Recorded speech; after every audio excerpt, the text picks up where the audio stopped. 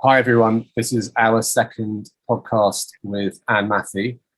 The first one was about Kundalini and the individual and the internal. And we want to carry on a conversation because the first one was really good. And we're going to move into the external. Ann is a researcher, academic, and expert in the Kundalini phenomenon, spiritual awakening, meditation, and Buddhism. And we believe is extremely knowledgeable and is very articulate. So that's why we wanted to carry on a conversation with her. So, Alan, where do you want to start? I think we can start with the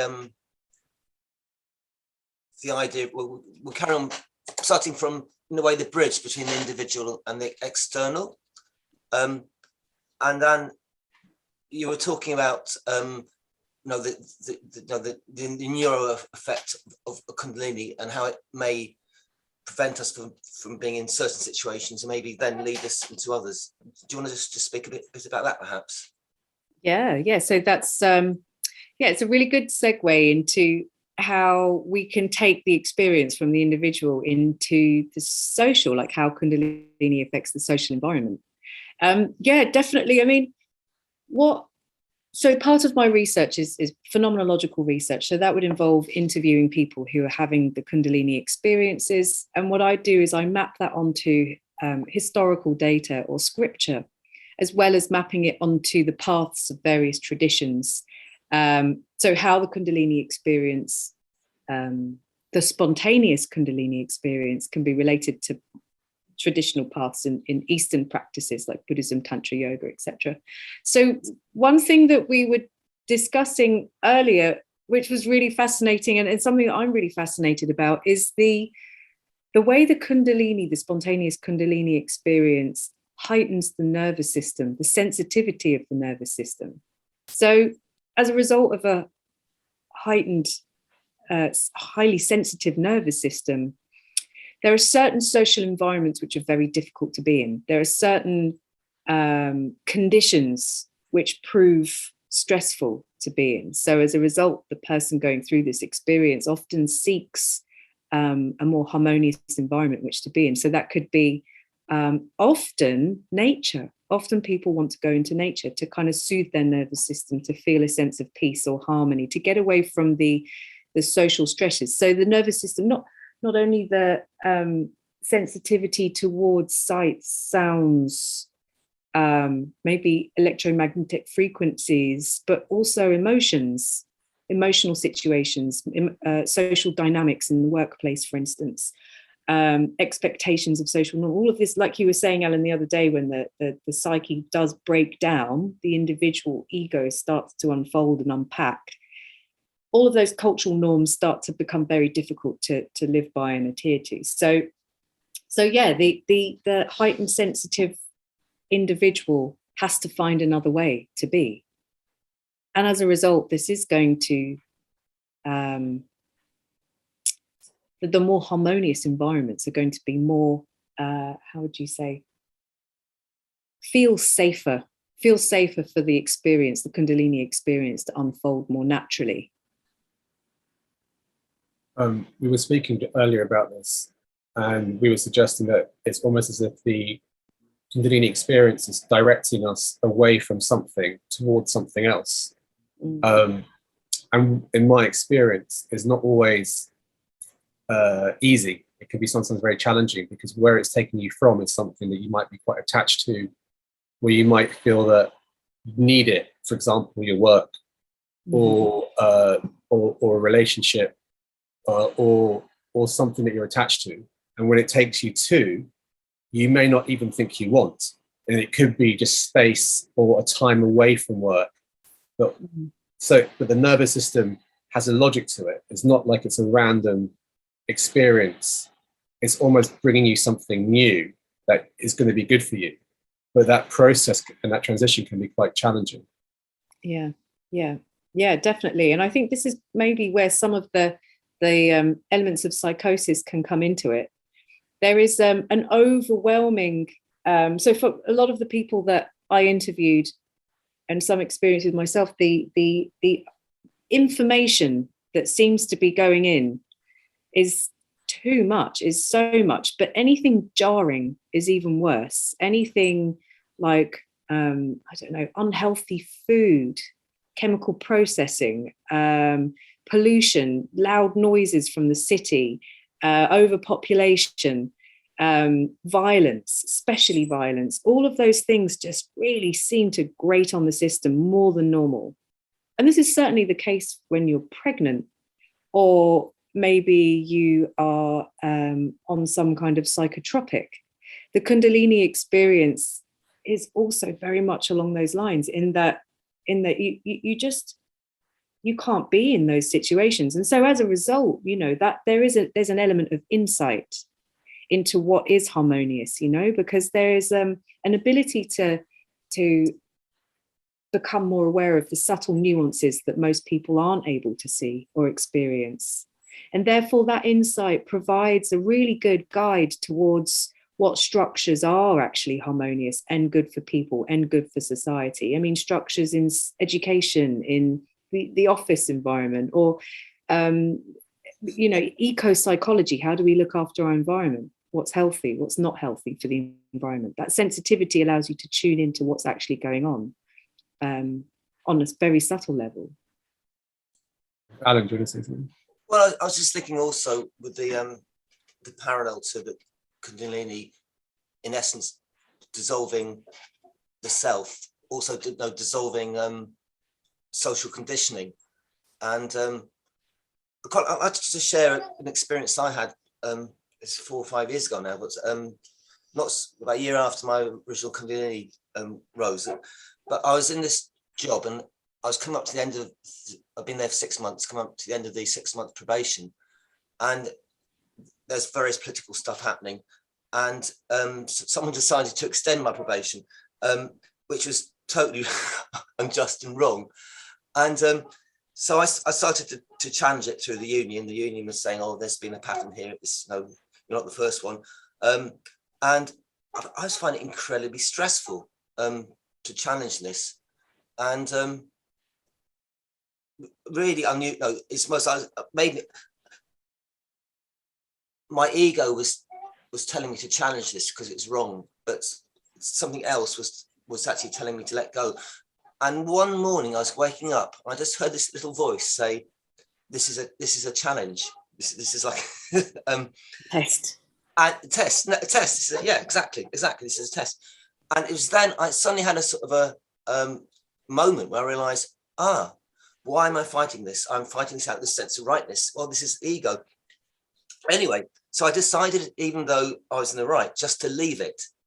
And then almost immediately, instantaneously, because I was going out to a social event that evening, I suddenly felt like a cloud had gone. I felt absolutely fine.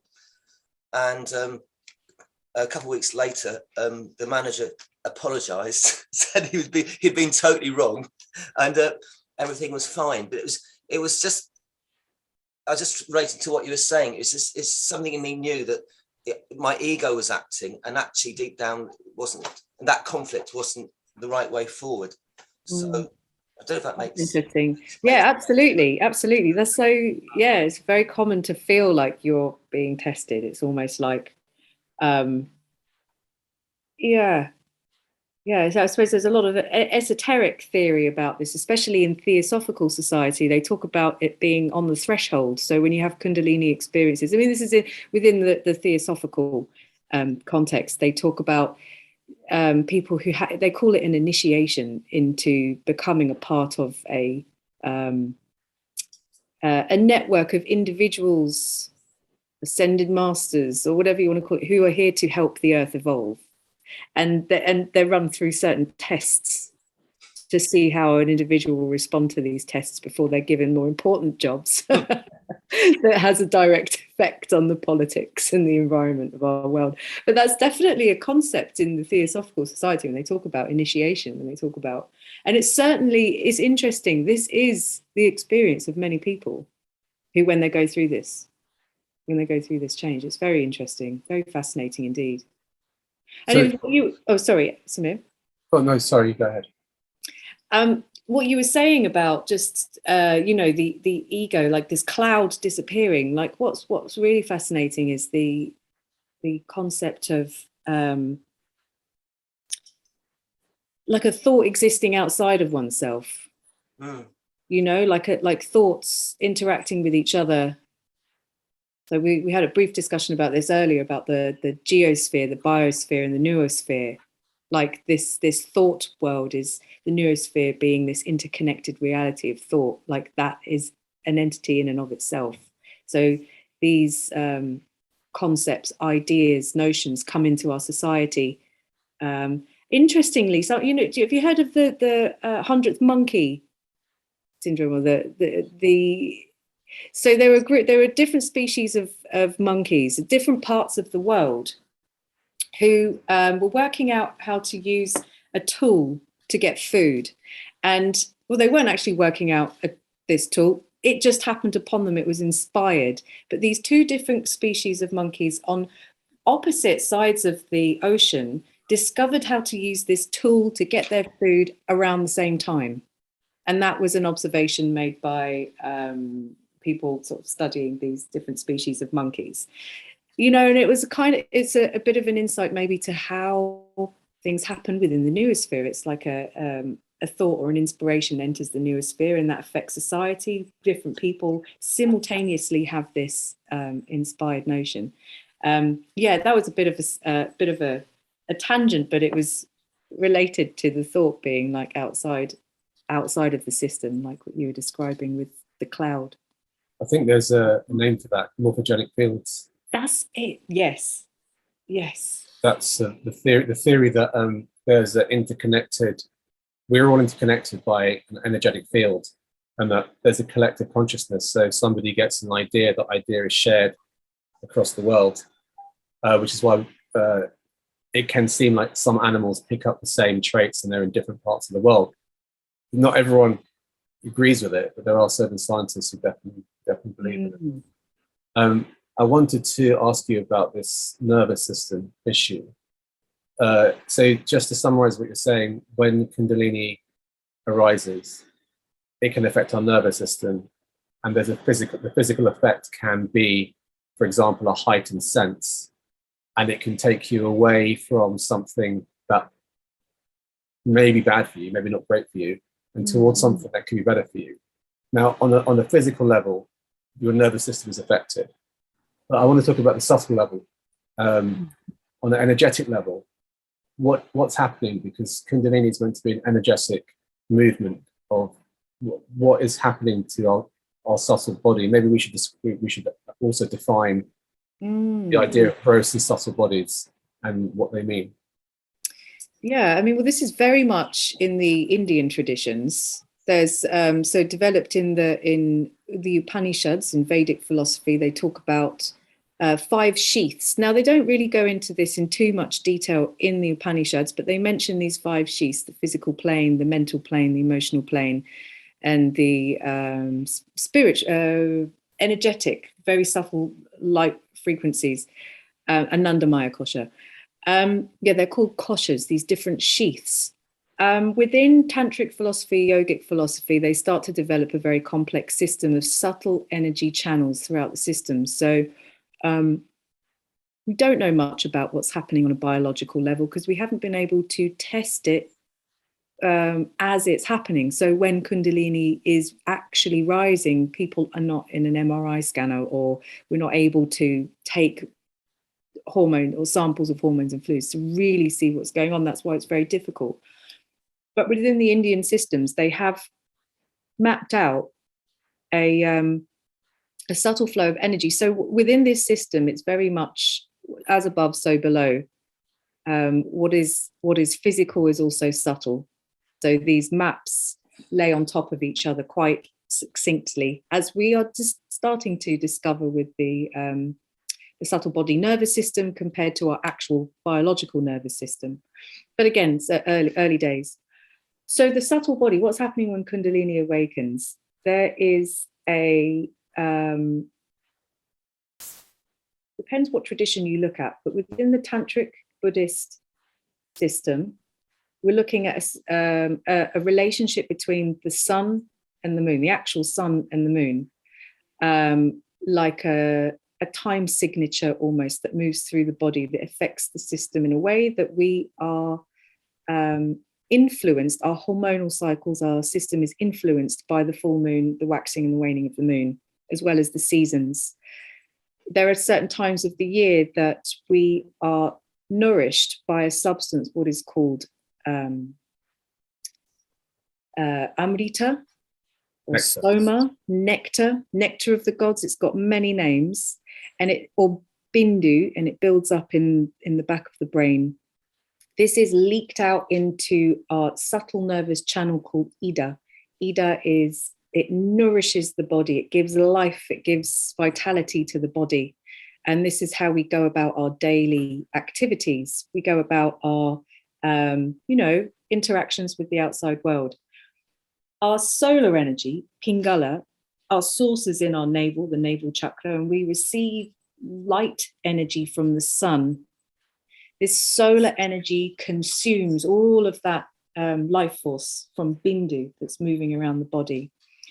When Kundalini is activated, the Bindu is withdrawn from our outside extremities and it goes into the central channel. And what is said to happen is the solar energy also goes into the central channel. These are subtle energy channels. The solar energy burns up the central channel and it melts Bindu. So this dripping sensation of bliss, which is sometimes experienced through the body. They have actually managed to measure this with jhana Buddhist meditation practitioners, advanced Buddhist meditation practitioners, and they have managed to put them in an MRI scanner and see certain parts of the brain light up and see certain parts of the brain quieten down. So what's happening in this process when the actual experience is happening? So they say jhana is very similar to the Kundalini awakening experience. The parts of the brain that deal with cognition, thought process, logic, fight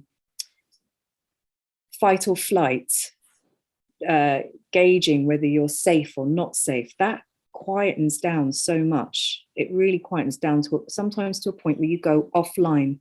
Those centers go offline. And what is happening is a dopamine reward system, which is stimulated by awareness itself. And that starts to flood the system with, this is what they have been able to measure, norepinephrine and dopamine. So that's the sensation of ecstasy and bliss as it moves through the body. What is happening so in Buddhism, this is, you are developing concentration. Whenever you see a deity holding a sword, that's concentration. That is this particular type of meditation, this Kundalini, and it's cutting through it's giving insight, the ability to cut through the miasma, the fog of ignorance, our constant cognitive processes that continually create concepts, delusional concepts that we all live in.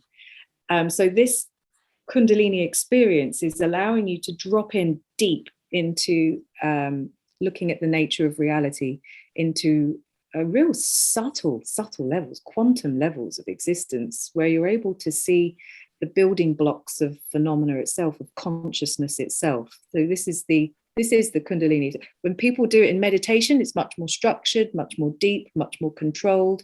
When it happens spontaneously, it's just happening in the office or at work or in Tesco's, or, so people are having profound experiences suddenly, spontaneously, along with the heightened sensitivity that comes from that insight. That's what the challenging aspect is. And obviously it's not managed, it's not controlled as it would be in a monastery. But these traditions have created conditions so that it's smooth, safe, easy. So this is potentially the issue with people who have challenging experiences. They have this energetic system shifting, and without a framework around them to give them a sense of safety, they're going to have experiences, and they're not going to be held with those experiences, whether they're psychological, whether they're spiritual, whether they're physical. Yeah, and There it's is, not often that we make the choice to get out of an unsafe situation. You might be in a really unwholesome relationship, but people will stay in it. People don't have the notion to get to safe grounds. Maybe that might be their conditioning or what they're used to growing up, or that people don't have permission to seek safety sometimes, psychologically, their own frameworks. but the important point with this is that the Kundalini experience and the flow of energy is burning through the blocks of the energetic system. Absolutely, And yes. that block can be an attachment to a relationship. It can be attachment to a job. It can be an attachment to money, or to something which ostensibly might seem good, but the Kundalini is saying, no, this is not good for you. And Absolutely. so as it burns through the energetic block, there's a physiological reaction that could be pain, or it could be a life change. And if you fight that experience, the energy will still burn through it, causing that person without the right support to actually feel that they're having maybe a psychological problem or a physical problem, right? And then Alan, speak more about this. Well, I mean, I think people might experience this as a great deal of stress. So if someone holds on, through social conditioning to certain ideas, if someone is really wedded to the fact they should have a high status job, or they should have a high level of income, or they should be in a relationship, then they can have difficulties if they're holding on too tightly to social norms.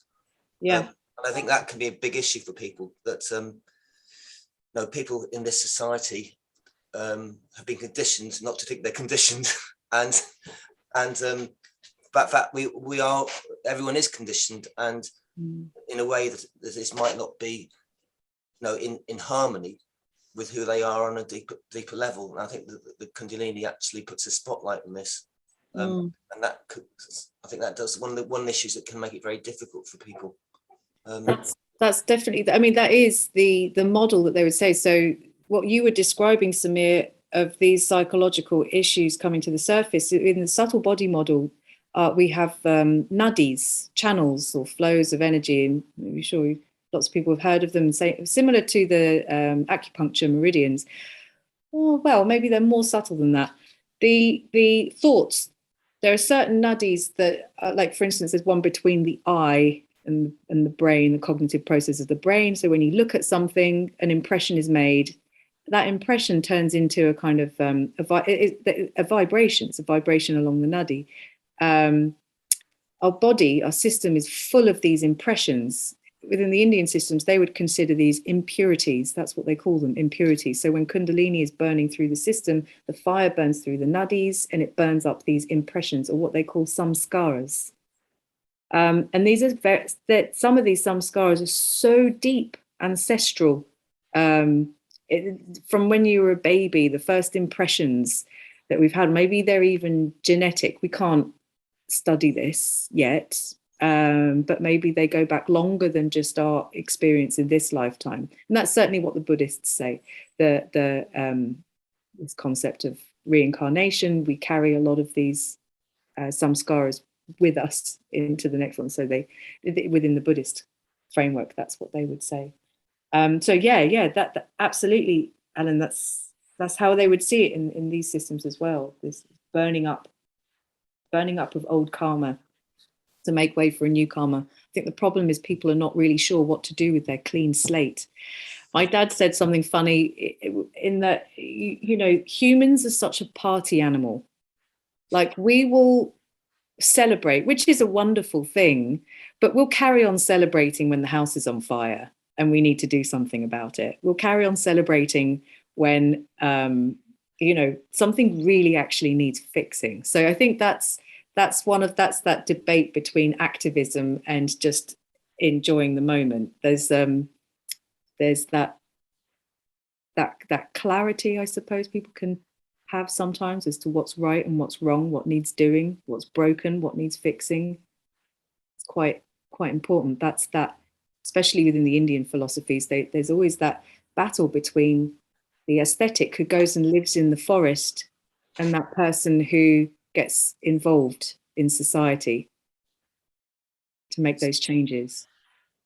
So like the three of us, if you have an awakening, a Kundalini awakening, or even spiritual awakening within an urban environment or a non-monastic environment, the system that you have an awakening in is going to deeply affect your journey. And I guess what I want to kind of segue into is the external, is that it's almost as if, and I can speak from my own experience here, is I had to reconfigure my system, my external system. I had to reconfigure my energetic relationships with people, my business, the way that where I lived, my relationship with my family, because the Kundalini was teaching me that every single relationship I had wasn't necessarily in alignment with my true self. But it wasn't teaching me this in words or in a language. It was teaching me this through me feeling suddenly this is not working for me. This particular situation is not working for me. But when I realized it's not working for me, I experienced terror, because the idea of something so logically good for me is now not good for me, and I have to get rid of it. Just caused a lot of fear in me. And I think without a framework around you to support you, you're just going to experience fear, completely, fear. And you're going to also perhaps think you're crazy, or think there's something wrong with you, because society is not allowing you to shift and change. It's trying to keep you in that position. So I think, we have an internal journey with Kundalini. We actually begin to have to change our external system as well, just to have a journey that we can be okay with. You mean societal systems, like our structures? Yes. Starting with our family, starting with our work, moving to a more authentic place. If we're going to stay in like I live in London, for example, the question is, how do you sustain yourself and have a Kundalini awakening in a big city? And I think lots of people have been asking this question. So family relationships, work, money, all the things that you normally think about, Kundalini is now saying, actually, what you thought was good, it isn't great. And what you thought was working for you isn't working for you. And it becomes this is what I think Kundalini is about, facing your fears, because essentially, if you have any fears of losing anything, it will make you face that, because that's a block. Effectively, your fear is a block in your energetic system.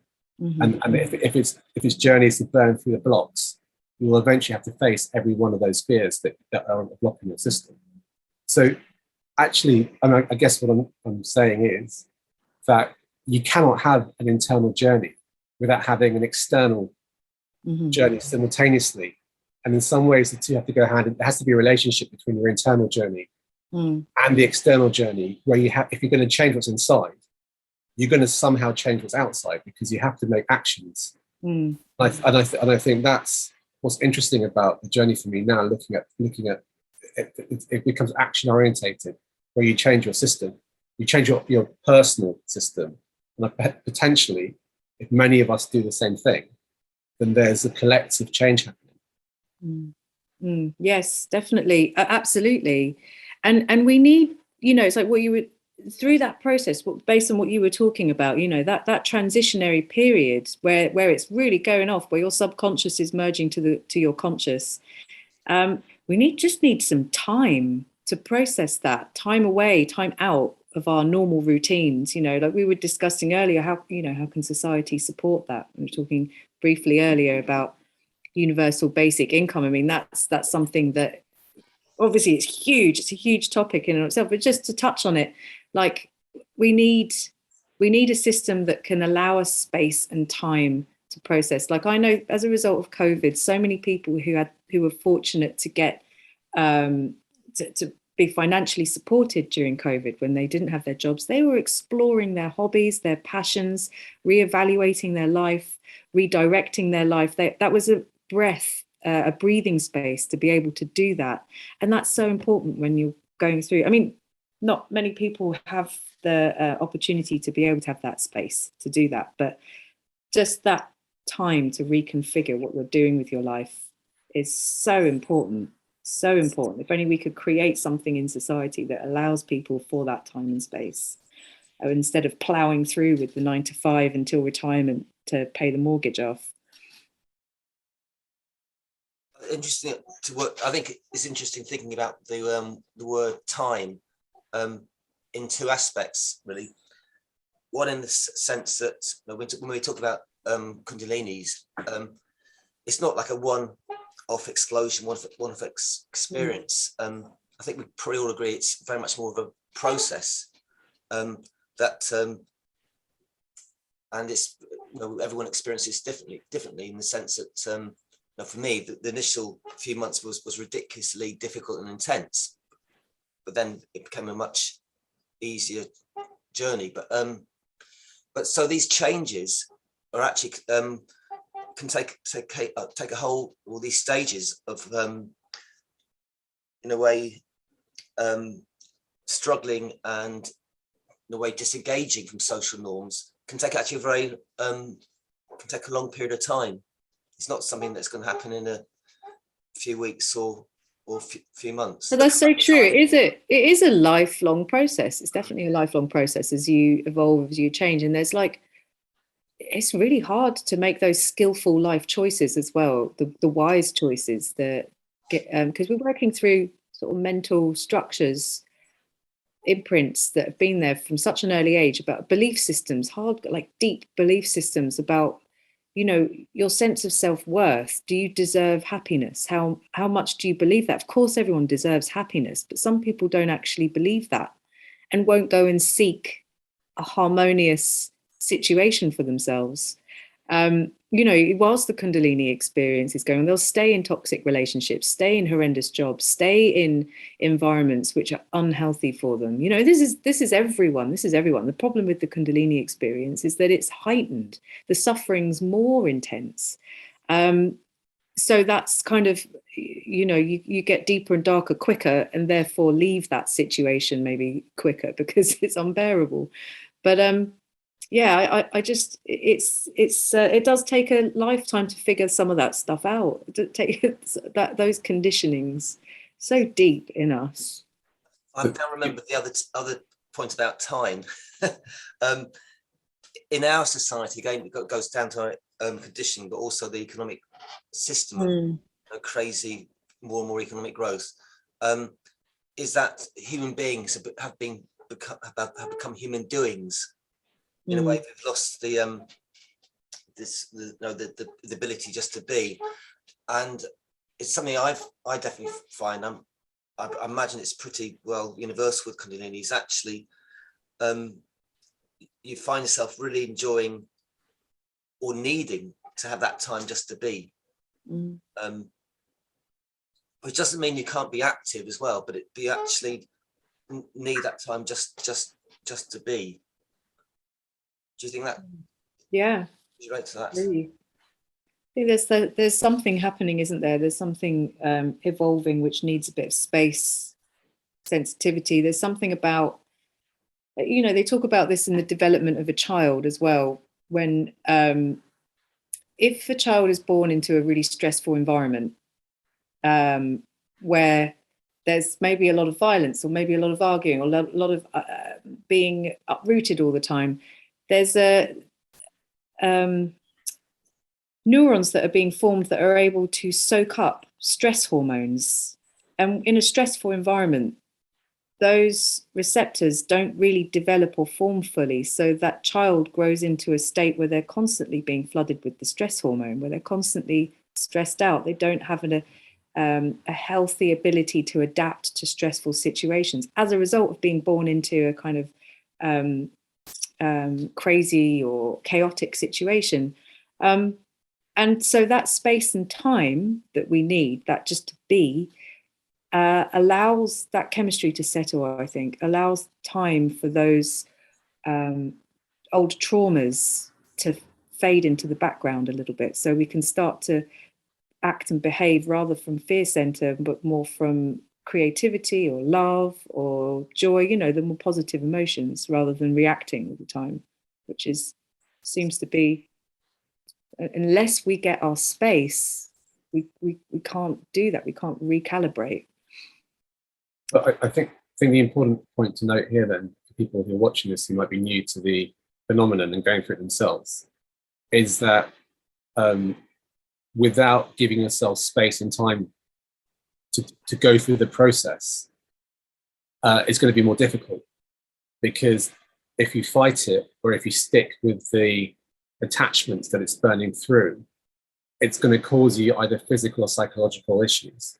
And the space and time that might seem difficult to obtain, but if you actually give yourself that space and time, you will actually have a much more, I'd not say smoother experience, but let's say less challenging physical and psychological experience. Those heightened senses that we mentioned earlier on, that nervous system issues, if you're not careful, it might shut down. Or we spoke earlier about someone we know who couldn't work on a computer for a year, or people who have no energy left because they are, let's say, they keep on going down that road and the Kundalini is saying no, stop, and they keep pushing and suddenly the body just shuts down. So it's important to listen to the process, even though it might seem illogical or counterintuitive, and to give yourself that space, even if it means stopping, not working for a while or not having as much of an income. Because on some level, and I've found this myself, the Kundalini doesn't put you in a place where you have to lose everything, but it does challenge you. It challenges you to understand what is more valuable. Like Alan, going back to what you're saying, I think for me, Kundalini said your most valuable commodity is your time. Your time is the most important thing. And if you give your time to a job, you might be getting paid something for it, but that's not time to yourself. And it's actually asking you to reevaluate the value of your own personal time and give it to yourself, which does seem counterintuitive if you're a working person. Yeah, it's a shame that we don't have those systems set up in society for us. Like in India, they do. You can go to an ashram. That's okay. There's people donate to ashrams like that. That's the social norm to go have some time out, learn yoga, practice yoga. I mean, I suppose not so much if you've got a family, but certainly in older age, that's what people do when their children leave home. They go to an ashram. That's a kind of in a Brahmanical system. That's what they would do. But I mean, those systems are there. The idea of spiritual evolution is so deeply entrenched into the system, the social systems, the culture. And so it's just straight off from the bat, everybody has a sense of normalization of spiritual evolution and growth in the human being. We are still untangling ourselves, I suppose, from the church. We don't have a sense of spirituality being an unreligious thing. I suppose that's definitely emerging now, and the New Age certainly had a lot to do with it. But if we could see the Kundalini experience or the spiritual experience, the evolution of a human is not a religious one or a cultural one or a social one, however it does affect all of those realms, we need to somehow re-establish that meaning of what spiritual evolution is in our society, so that we can normalize it, so it's a normal thing that everyone just understands. Oh, they're just having a little time out for their spiritual evolutionary process. That when that's a normal thing in society, then it will be a smoother ride. And Well, I was going to say, there's a point you wrote down about modern day psychiatry and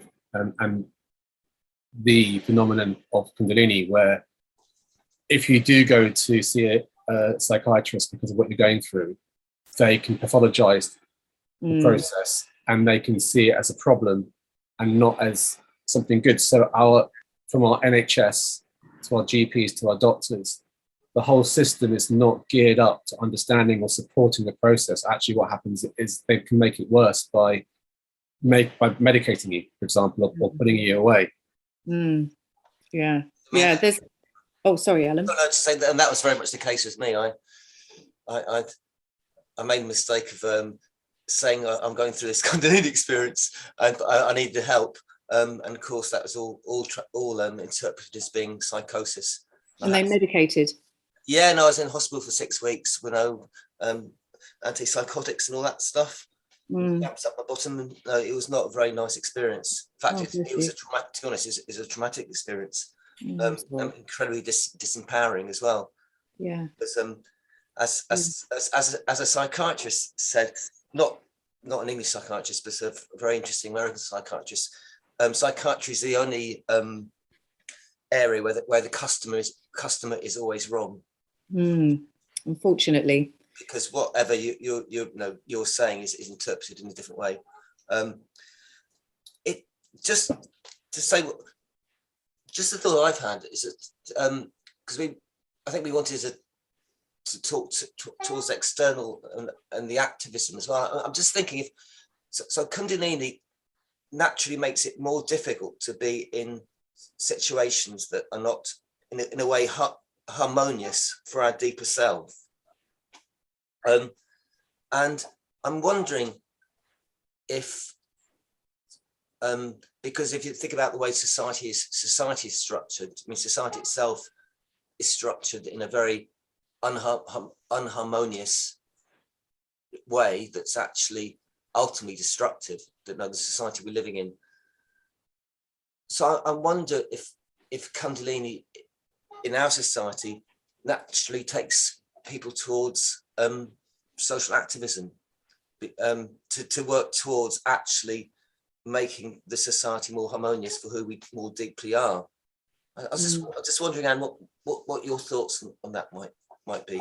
I don't know. I mean, I definitely think all the people I interviewed were working towards. I mean, these were people who had maybe their experience had been going on for a long time, where they were able to adjust to it and then function again.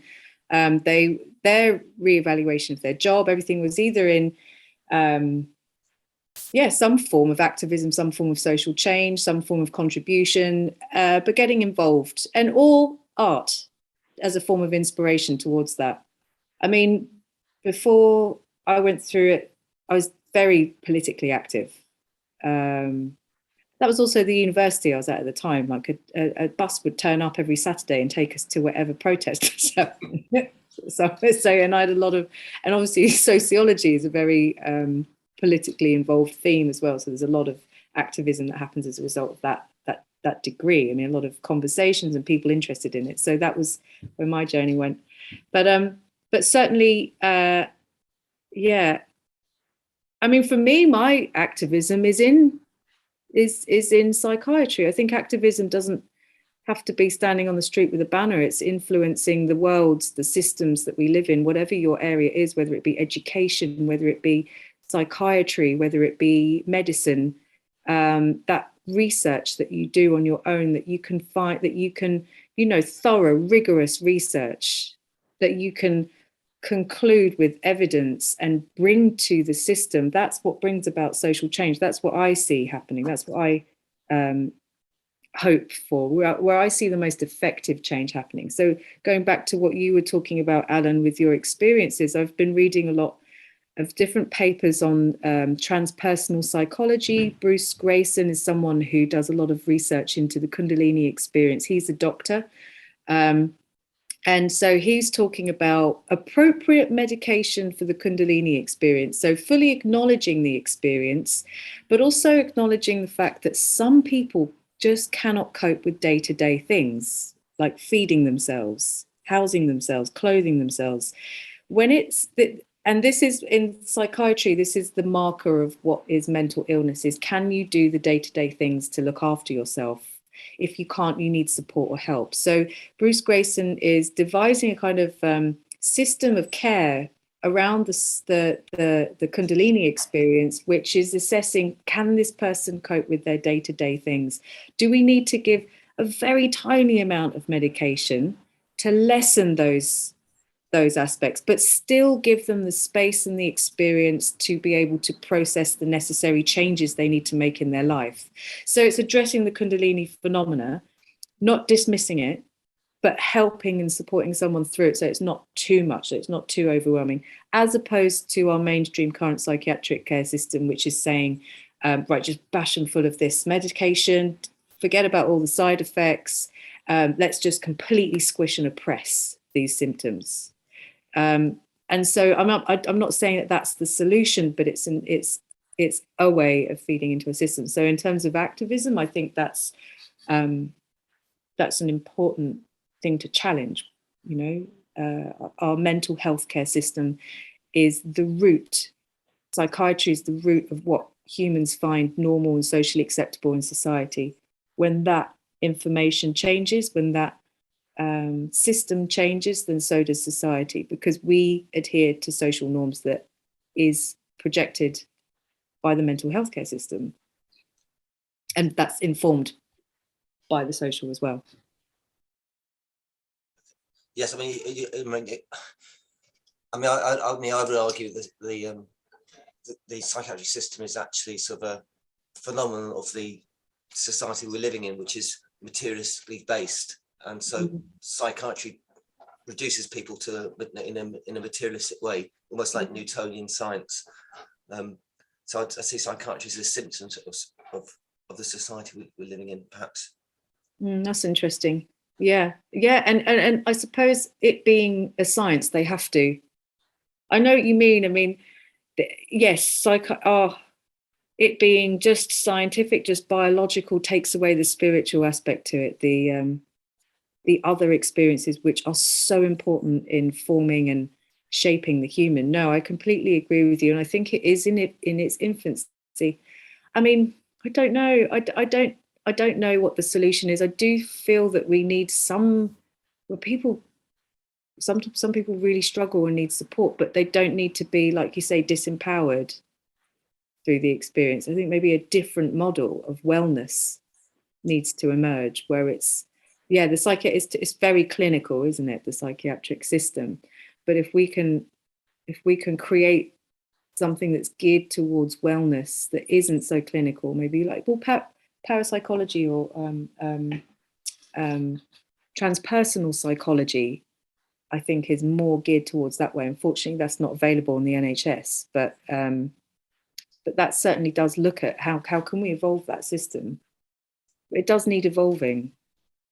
I don't think we should get rid of it completely. We just need to change it.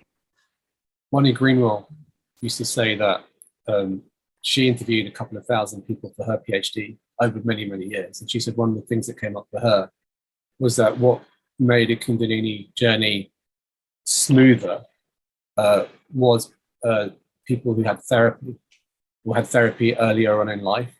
So when the Kundalini rose and went through their blocks, it wasn't going through so much stuff, let's say. It wasn't churning out so much stuff. Whereas people who hadn't had therapy before, who had that's actually myself, had no understanding what was in their psyche, it would just bring stuff up. And if you're not ready for it, then what's going to happen to you? It's going to churn out things that you're not ready for. So she'd also say that people who had been, let's say, abused when they were younger would have a much harder time without therapy, and then have a Kundalini awakening. It would bring up all of these things, and they didn't have a framework with it, how to deal with it, let's say. So I guess there is not a danger, but there is a challenge that people are going to face if they have a Kundalini awakening, and that if they haven't had therapy, if there's things that are deeply rooted and quite painful, it will bring them up. And I guess what I'm going to ask both of you is, how can we, if there was a healthy way to have a Kundalini awakening, I'm guessing that would include changing our society and our system. What would those changes look like? What would contribute to give people a healthy awakening? How could a system be put in place? Whether it's UBI, whether it's therapy, whether it's a manner of things, how would it look? Yeah. Sorry. Oh no, sorry, you go on. No, I was going to ask you, what would have helped you during that time? What would have helped me at that time would have been, rather than it's what they call a safely held space, basically. So somewhere, preferably in the countryside, where there were you could just be held by no, just looked after for a few weeks by people who had an understanding of what you were going through. That's what's needed, and but that's obviously a very hard thing to set up, because you know, to get funding for that, it would be rather difficult at the moment. But that's essentially what you need. As you said, I mean, if people are having a very intense community experience, it can be really difficult to do the basics such as cook and stuff. The brain is so flooded by all this energy and all this change happening that actually everyday functions for a period of time, for a matter of a few weeks, can become very, very difficult.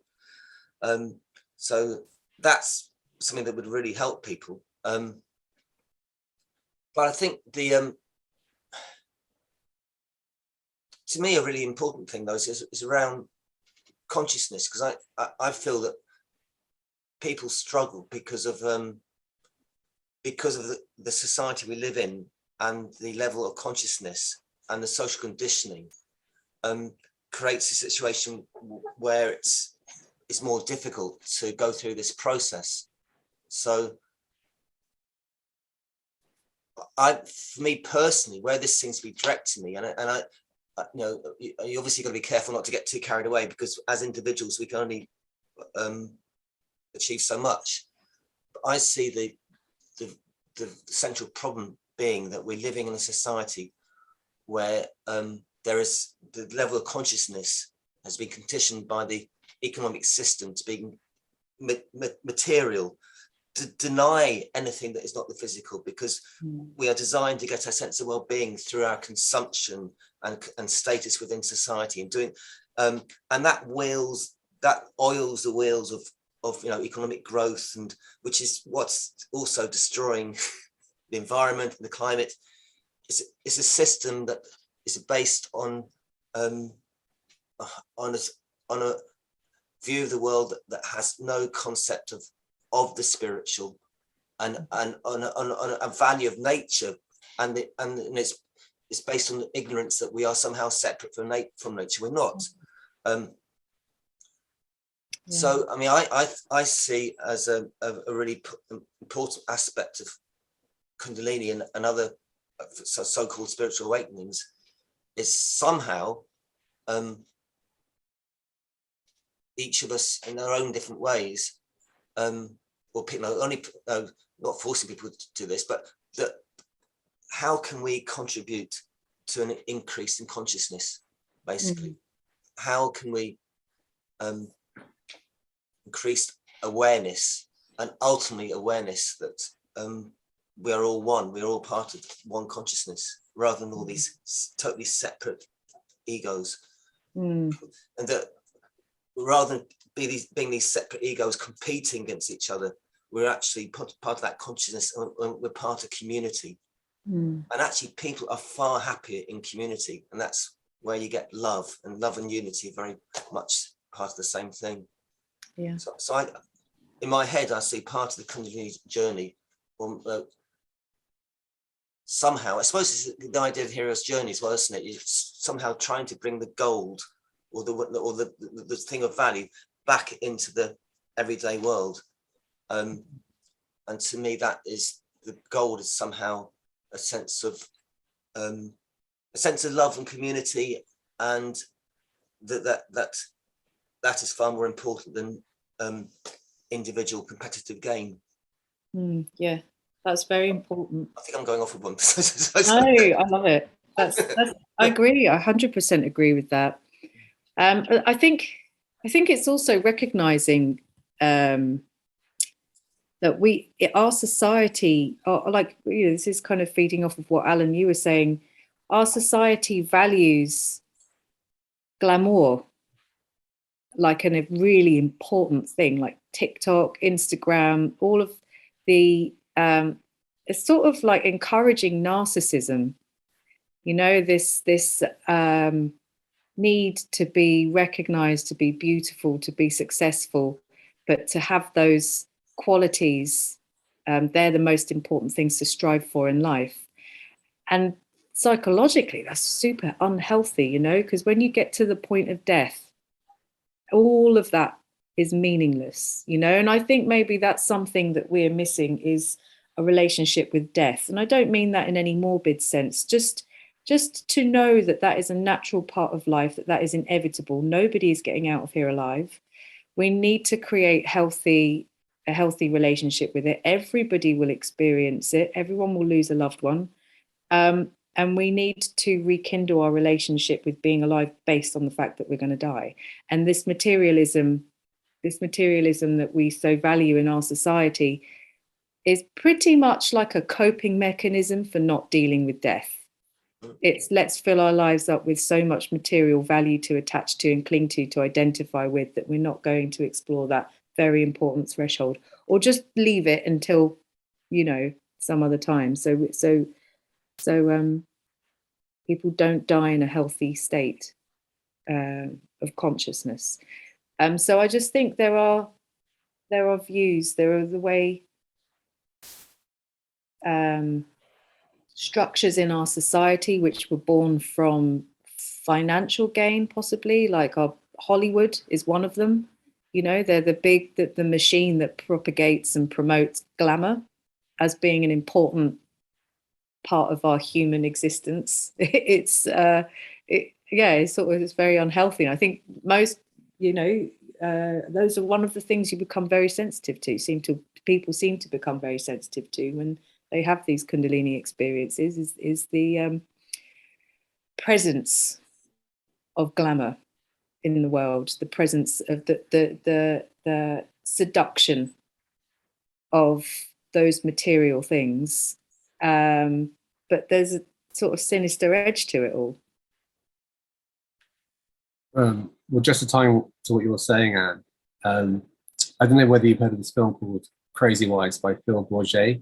It's a film about shamanic awakenings, and what he does is he looks at shamanic communities, and it begins with a friend of his, a Caucasian American, who's having a psychotic episode, and he looks at how he would have been treated within the shamanic indigenous space and within the mental system of America, and mental health system of America. And what he sees is that within the shamanic system, there's a space they give you, a framework to go through a shamanic awakening where you get in touch with spirits. And one of the processes is, I think I'm second or third, is you have this death and rebirth. You know, you have to go through a test. In that test, you face a kind of spiritual death. That's incorporated in the journey of the shamanic awakening. But we don't have that in our own system. So we're not allowed to die. We're not allowed to let go of who we think we are. We're actually encouraged to attach and attach and attach and attach, and to grab and to have materialistic items. But there's no system in place that says, actually, you know what, you can let go of everything that you think you are, and you can let go of that personality, and you can just completely change. There's nothing like that in our system. And if you do that, your family can say that you've gone mad, you know. But so we do need to have it would be good for us in the West, let's say, to start looking at these different systems and thinking, well, how can we incorporate these into our natural everyday life? But it's such a reworking of everything we know. It's a very difficult thing to do. Yeah, I mean, to be honest, for me, what helped me was the rave culture. I mean, and it also wasn't very helpful at all. But in its hedonism, in its prerogative, is born from a kind of hedonism, I suppose. So not so much a shamanic spiritual practice, but to just literally shake it out, to go somewhere in a field and shake it out.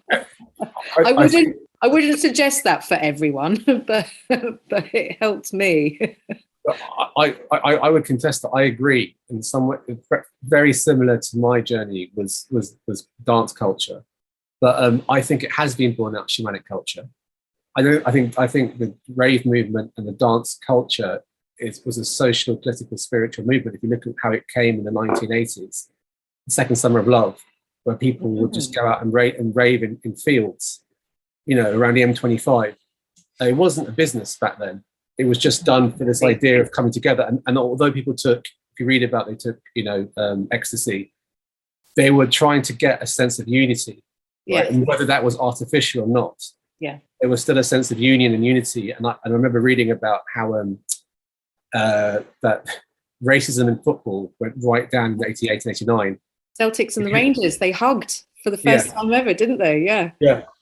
People were popping pills rather than going to fight.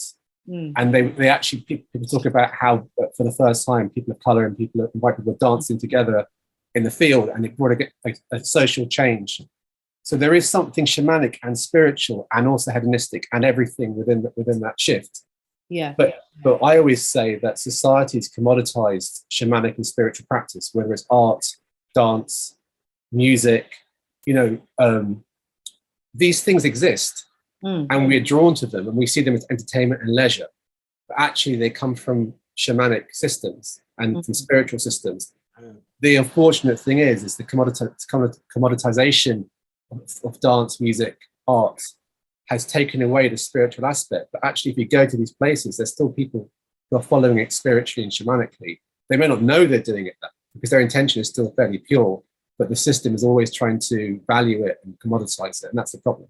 That is the problem, absolutely. And I certainly remember a feeling. I mean, being very, like, I suppose, young and naive, but there were moments in certain situations like raves or free parties where that wasn't about money. No one was making any money from this. It was just people watching the sunrise in a field together, and that sense of community and togetherness was beautiful, absolutely spiritual. Yes, in that experience, and all of these things do exist in our society. I'm not sure. I mean, I'm much older now, so I don't really go to those things anymore. But I don't know what exists now for that generation. I don't know if the free party thing is a thing. I know it's very money oriented. There's so many festivals, but it is very much about what you look like, what you're wearing, what bands are there, and how much it costs. So that's I know that has maybe kind of infiltrated that a bit, but those things are always going to be that's a human need. That's always going to pop up in society. It will be created by the rebellious young. I think they will always create a space for that temporary autonomous zone, that temporary space of freedom to pop up. But I think the case but what you're saying is you had dance as a system and as a practice, dancing together, feelings of union, feelings of togetherness. If you just strip it down, you had an awakening process, but you had a shamanic. You just went naturally to a shamanic space to let it flow through you. And met all my friends who were going through the same thing in those environments as well. They were also having these experiences, and there was a moment of solace, there was a moment of freedom, there was a moment of happiness or peace from the normal societal norms that we were struggling with, where we could just celebrate together. And that's, but this is the thing. I think that with hedonism and the spiritual path, these two things can it's like what you were saying earlier, Samir, about a shamanic culture and framing a place where you can explore rhythm and trance states and those sorts of situations of community in a wholesome environment, where there's boundaries towards certain things. That the rave scene has such a strong path of hedonism within it that some of that's not so healthy. Right. Do you know what I mean? Some of it's not so conducive to a healthy development. It can be quite destructive to some people who don't pull themselves together and. But the sense of community, though, that's important, isn't it? Yeah. I think. The sense of community, I think, again, that's the sense of people being brought together, that we're not just separate individuals. I think community is a really important aspect of building not just happier. I don't like the word happy, but more fulfilled lives. I mean, community, is such an important aspect of life that again has been in some ways sidelined by the wider society. So maybe that's another really positive aspect, I think, through Kundalini is actually the awareness of building up of community, not in a community that's exclusive to the outside as such, but community that's actually brings people together. Yeah, there was a time where I liked to explore communities. I travel around and go and stay at various communities in Portugal or Spain, and just observe, well, just kind of join in or try or be a part of that, because like you say, Alan, it's it does feel like an important part of being human. I suppose it's like, in terms of changing society or bringing that into society, how do we do that with our population? Communities are often a group of people, maybe maximum, what was it they say in the Hopi Indian tribe, 144 people, and then it starts to fall apart or something like that. There's how do we do that? How do we do that with our current population, with our current, how do we create sustainable communities with so many people? How do we cater for all of these people? This is the question I often pose. I'm really fascinated by community. Like, what are the structures that really work to create harmony in people's lives, to raise their children, to educate each other, themselves? What works for healthy spiritual psychology? How do we do that with 7 point whatever billion people? I mean, obviously every country has their own culture to do that. And I know when I think about our conversation so far, we've talked about, effectively we're asking, how do you create an environment to have a healthy Kundalini awakening, and what systems you have to put into place? And what we said so far is, be it the health system, be giving you a space and time to go through your journey with support. These are things that one requires, be it a small community, be it a big town or city. We need to create these spaces and these environments to allow people to not be judged and to go through a safe awakening process. I just want to, when I think about rave culture, part of me feels that subconsciously in our collective, artistic movements are created to give a space for people to move through it. It's not done on purpose. And when it becomes too commoditized, when it becomes too kind of marketed, it loses the element. But when it's underground and when it's authentic and when it's real for those moments, there's a free thinking space for people to go in, whether it's art, whether it's dance, whether it's music. There's a cultural space. So there are held spaces that are not created consciously, but are there for people to go to. And I think a lot of Kundalini people, as you say, move towards an artistic space. I know I did, and I had when I first felt I need to do something artistic, I fought it so much because it wasn't in my nature to do something artistic.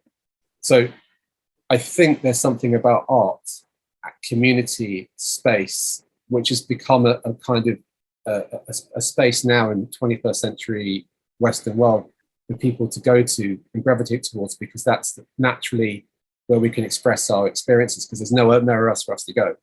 I don't know what you think about that. No, I agree. I absolutely agree. It's like in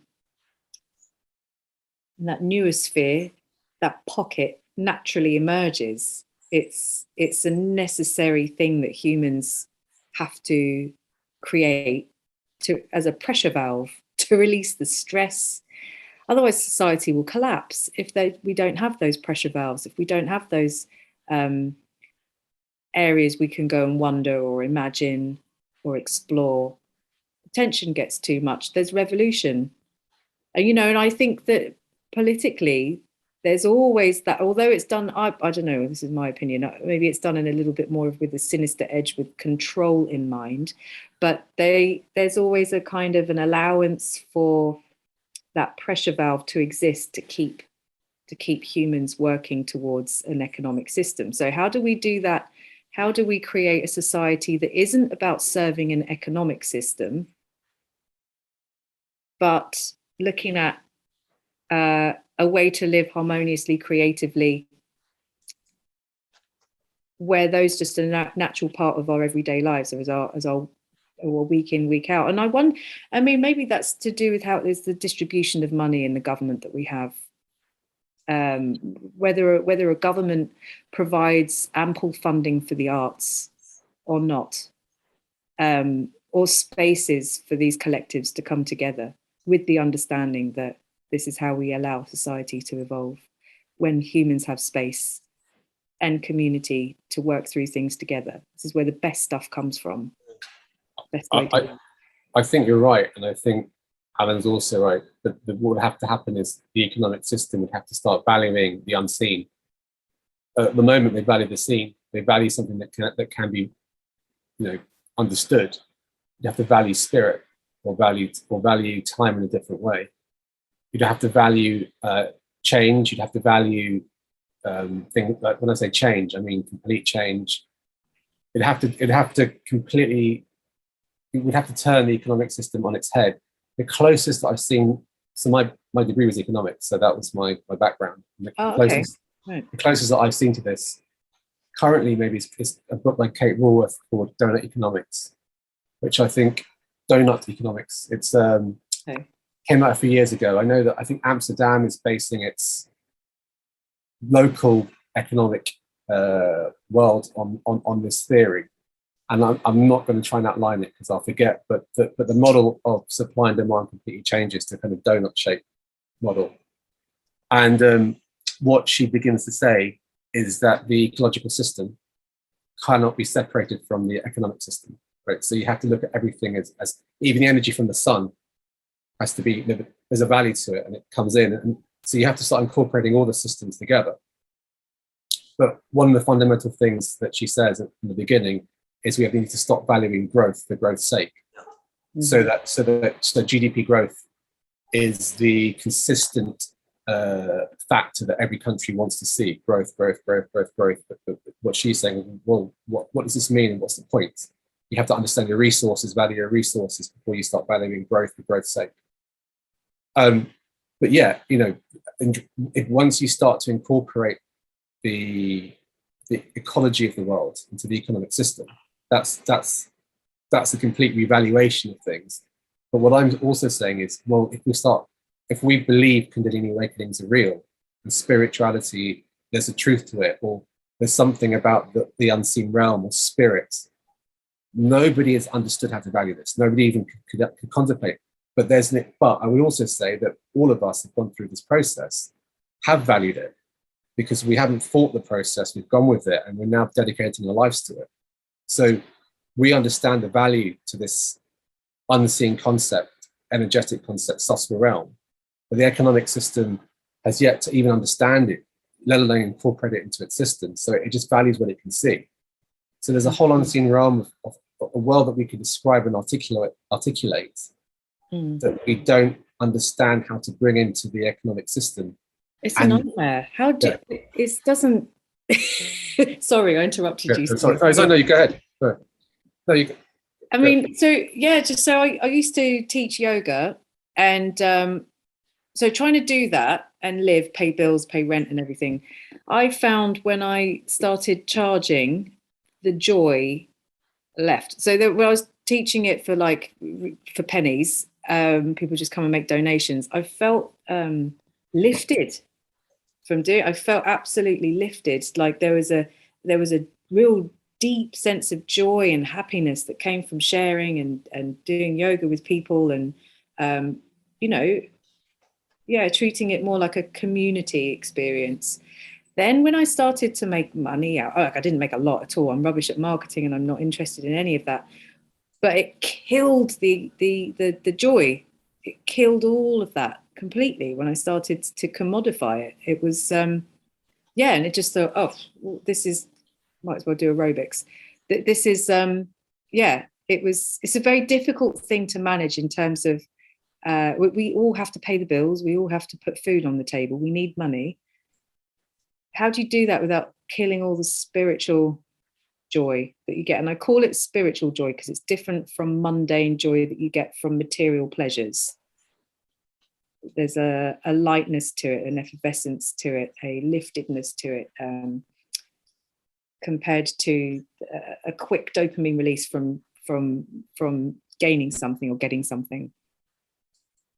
Okay, I would just reply to that and say that going back to this idea of giving someone space and time to go through an awakening process, and that can seem so counterintuitive to someone's life, but that's the key to everything, which is we have a non-linear. We tend to value time as this kind of discrete packet. I need to be paid by the hour. If I'm not paid by the hour, I'm not maximizing my profit. Actually, there are times in your life where it makes more sense to get paid nothing and just to focus on yourself and go through individual and social change. But but that is such a subjective, intrinsic valuation that nobody else can tell you that. Nobody can say to you, I think you should do this. What if you know that's right for you? Then that's fine. So the first thing is for the individual to start valuing their time instinctively. Is to start saying, well, I believe that actually it's worth me getting paid nothing for the next 3 months and just taking a risk because it's better for my health and better for my mental health to do that. So it's a really subjective thing. We have to trust that. We have to trust people to say that's fine and they want to do that and say, you know what, go and do that. I have a sense with Kundalini that for me, in that life has to be somehow quite fluid, quite in the now. And if you start to, by thought or by create a structure where things become more structured or somehow reified, made into stone, then somehow, yes, the joy goes out of it. And so I guess if you're doing something because you really want to do it, like teach yoga, if it then becomes like a paid job, somehow it becomes something else, doesn't it? It loses that spontaneity and fluidity. Yeah. So maybe part of let's say the Kundalini process is actually that the need to be living in the now, rather than some framework that we might create. So maybe Kundalini doesn't live very well in a more rigid framework, and perhaps that's the problem. Turning something into that's the struggle. Yeah, no, you're absolutely right. I think you've got a really good point there, that having that fluidity and freedom to move that's not just within a rigid structure, because that creates so much stagnation in the mind and so much kind of heaviness in ways of thinking, depletion of energy. It's boring. Just having that freedom. Maybe that's part. A lot of people now working from home instead of in the office because of lockdown. That's created some freedom. Little things like that, little changes and adjustments that you can make to your life to give yourself more freedom, more space to move. I think if you can trust the process, you can begin to surrender to it. What seems counterintuitive will prove to be the best thing you can do for yourself. And then you begin to realize that there's a logic to the process. And actually, when you took a risk and didn't work for 6 months, it paid off 2 years later. But that's such a subjective choice. You have to begin to learn that there's a newer instinct, and that the investment in yourself and the investment in your time will pay off in the long run. But in the short term, it will seem very, very scary. And you're the person going through the process is the only person who can make that choice, because they're the ones who need to listen to their instinct. But it comes to surrendering to the process, because the process itself is giving you a higher instinct for life choices that goes above and beyond this linear materialistic world that we live in. It understands the value of the unseen, of the spirit, understands taking time off now will give you something in the future. But that instinct is something that only the person going through it can really interpret. And so listening to the process, listening to yourself, settling in yourself is probably the best thing you can do for you. When nobody else is paying attention to you and nobody else cares and nobody understands what you're going through, you really have to trust yourself. Oh, I agree. Definitely. Yeah, I mean, this is to thy known self be true. That seems to be the axiom that stands true even today for me. There's you have to follow your instinct in it. You have to trust that. It's difficult sometimes to discern what is your your desires, your things that you get caught up in, and what's your true paths. It's that, you know, it's very skillful. You have to be very skillful to figure that out.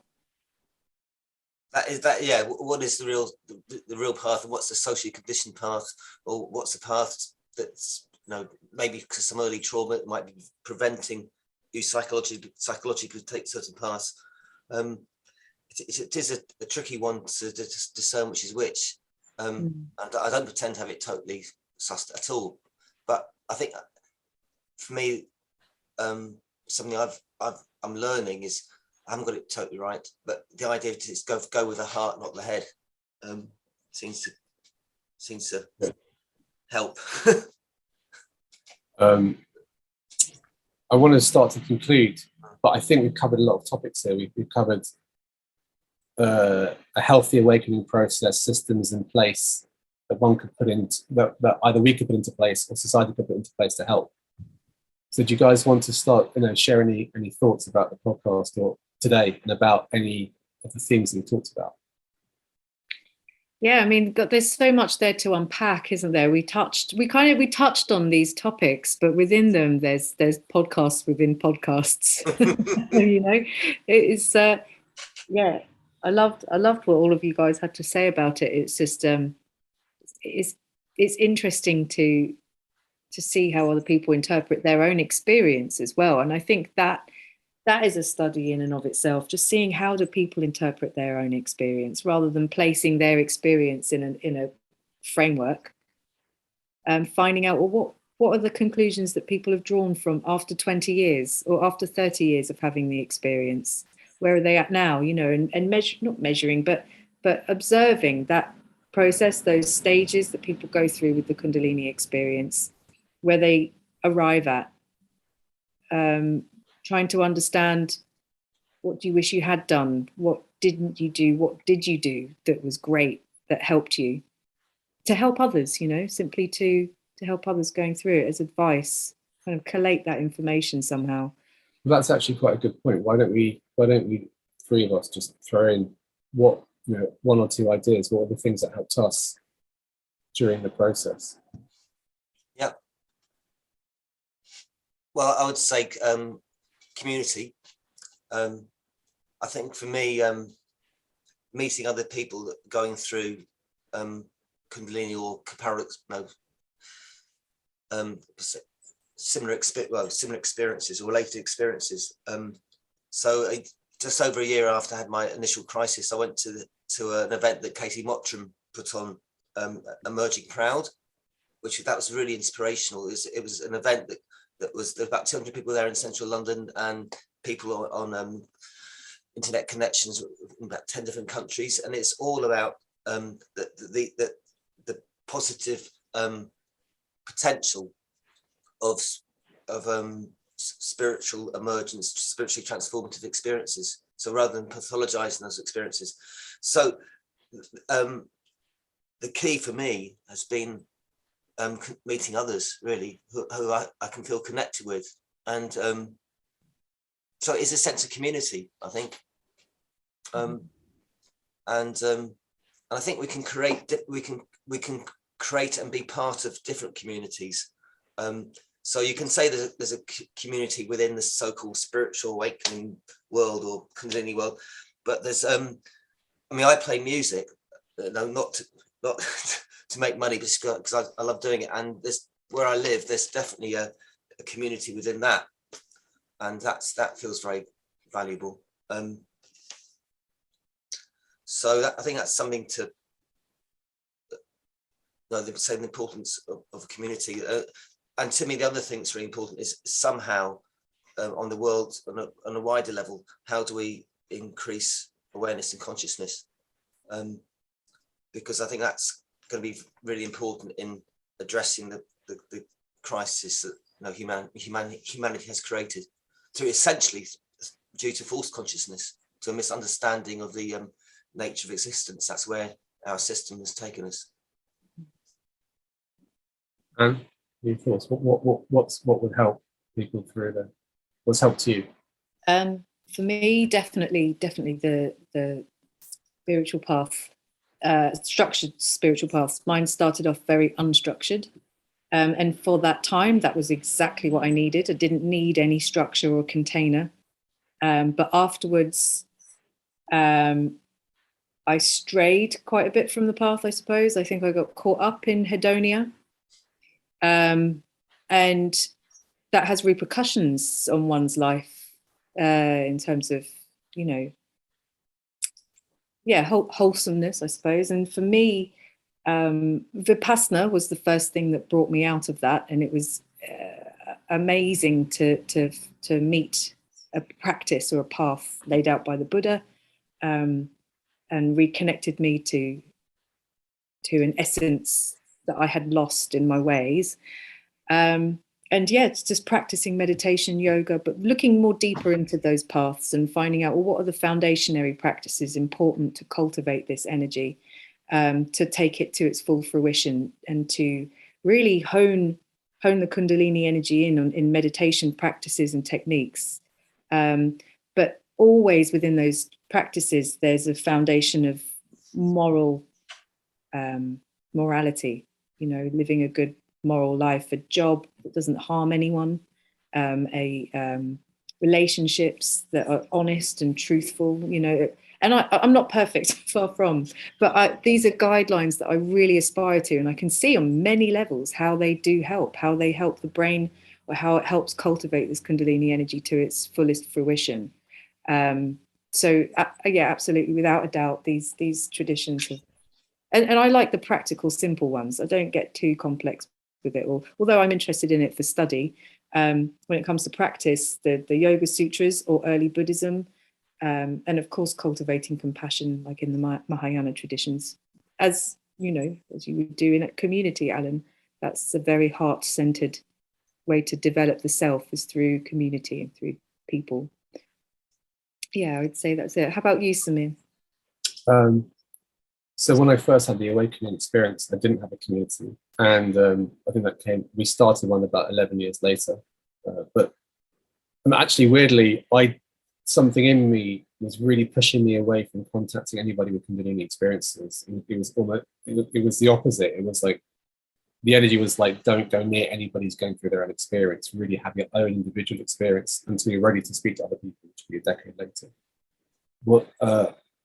I'm going to be quite quick, so now I have to go. But basically, the first thing was to develop.